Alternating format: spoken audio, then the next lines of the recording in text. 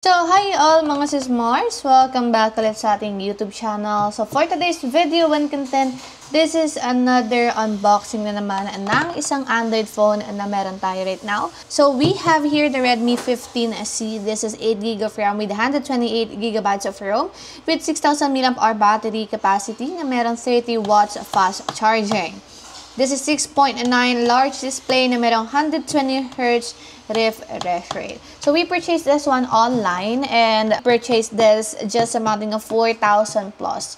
Again, mas mura nyo silang mabibili or mas mura nyo itong mabibili mga sismars if by any chance gagamitin nyo yung voucher somewhere here sa ating video. So, mas mura nyo mapapurchase si Redmi 15C. I'm not sure if sa bottom part ng ating video sa right or left or magpa-flash lang siya somewhere. Pero pwede nyo din siya tignan sa description box. So, ayan na. Nabigay ko naman na yung quick specification. And the color that we have is Twilight Orange. Okay. So far, yun lang naman. Kasi check natin yan sa loob yung iba pang mga specification niya. So, tingnan natin kagad yung ating inclusion sa loob ng box. So, sa Redmi 15C ay merong, of course, meron siyang case. This is a silicone or, yeah. So, a silicone case. This is a silicone case with manuals. Meron tayong pin eject tool dito or pin ejector. We also have 33 watts adapter. And then, we have, what's this? A Type-C charging cord. This is not Type-C to Type-C, but this is just the standard version of Type-C charging cord. So, balik lang natin to, and then check na natin kagad yung ating unit. Wait lang. I just want it to be, perfect. Kasi ayoko na magulo. So, medyo OC kasi ako. Gusto ko, ayan, okay. So, 50 megapixel AI dual camera system. This is powerful octa-core processor. Okay. Right corner, we have power button and volume up and down. Sa bottom part, we have Type-C charging port, speaker grills, microphone, and earphone jack. Left side corner, we have the SIM tray.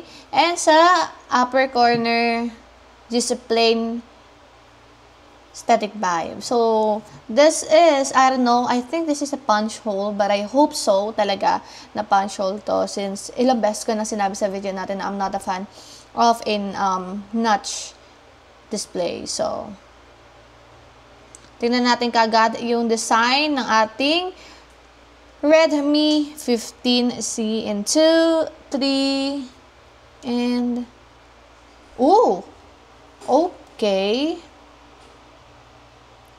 So, ang ganda ng design niya. So, we have Redmi 15C branding in here. And then, if you're going to tilt the phone, meron siyang glittery effect. And then, meron siyang wavy, wavy pattern dito.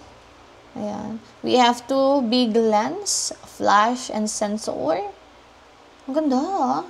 This is a glossy finish. So, meaning, prone to sa mga fingerprints. Para siyang peachy talaga eh. I don't know. Para siyang peachy na medyo pink. Hindi ko nga makita kung saan dito yung touch of orange niya. Para talaga siyang peachy na pink. So, ewan ko ba. So, ayan. So, ayan. Nabuksan ko na siya mga sismars. I-set up ko lang to real quick. Okay? Balikan ko kayo. So, ayan. Nabuksan na natin siya mga sismars. Check lang natin yung settings niya real quick. Okay, so ito yung storage na meron tayo. Okay. Meron ka ding option pagdating sa fingerprint sensor, face ID, ayan. So marami ka pang pwedeng explore when it comes sa settings ng ating Redmi 15C. Kaya i-check natin yan sa ating full review. Papahapyo lang tayo konti dito sa ating camera. Okay.